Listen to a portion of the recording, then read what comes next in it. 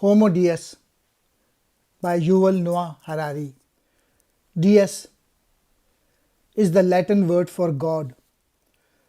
Technological developments have threatened the continued ability of humans to give meaning to their lives.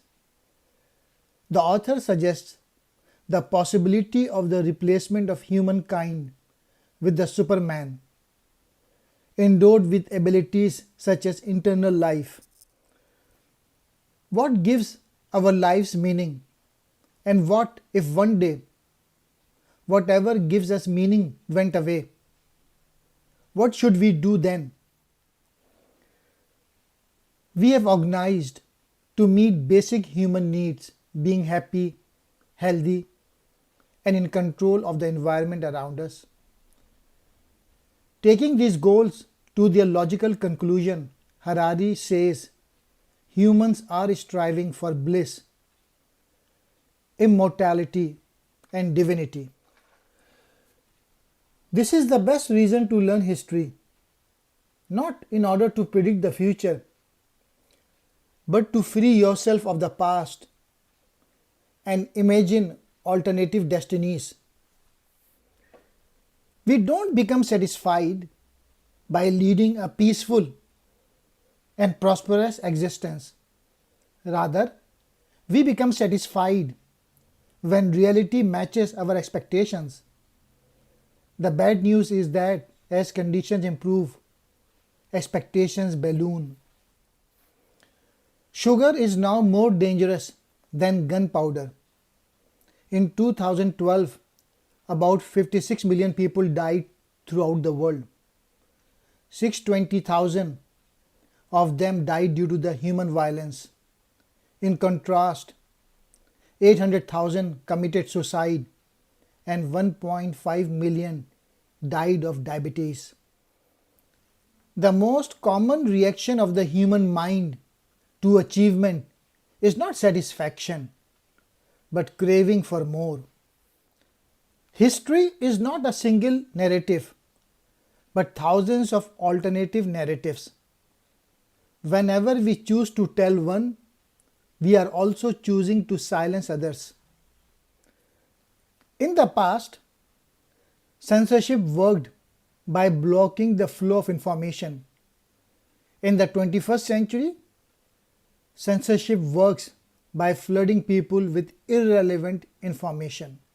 Here are some of the important points from this book. Number 1. Stories are what makes us the strongest animal on the planet. According to the Harari, it is rooted in our communication. Humans have told stories since the dawn of speech because we can all decide what stories we believe individually. The best stories win.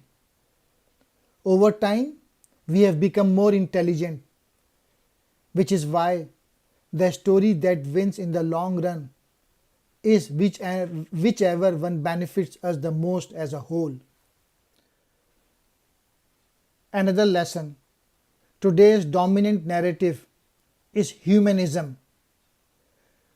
The story that dominates the world today is humanism. In this view of the world, humans are the central element and our individual freedom our greatest asset. We believe in science, progress, technology, and self-actualization. There are many variants of humanism, and respecting all of them is important, but the most common chosen one is liberalism.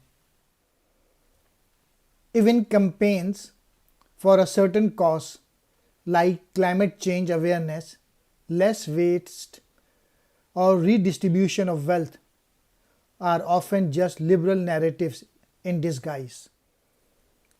Another lesson from the book is all our future narratives involve algorithms, but if we are not careful, they could replace us altogether. Since their invention, computers have quickly become a big part of our lives, often more efficient at performing tasks They allow us to enjoy more comfort in many areas.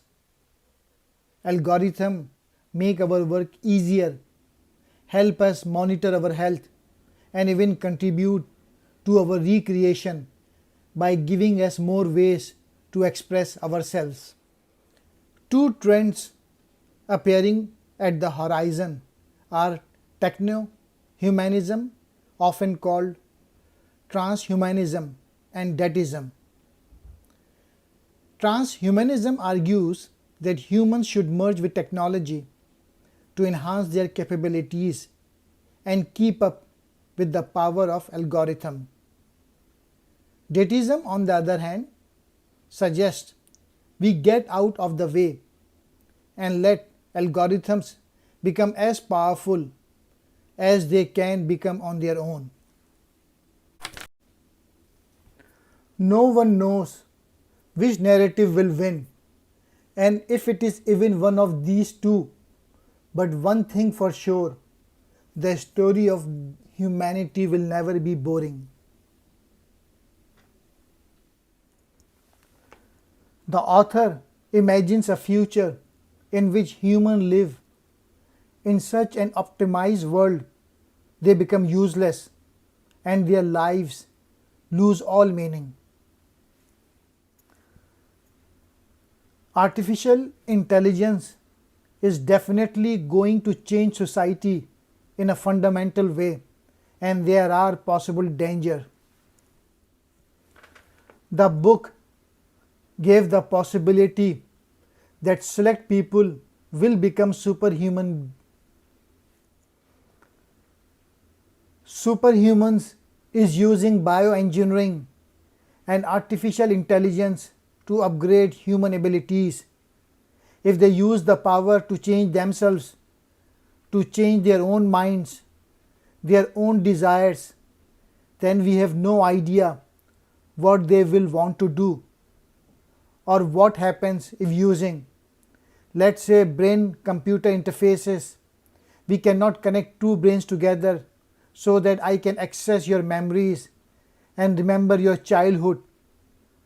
What will that do to human identity or gender identity?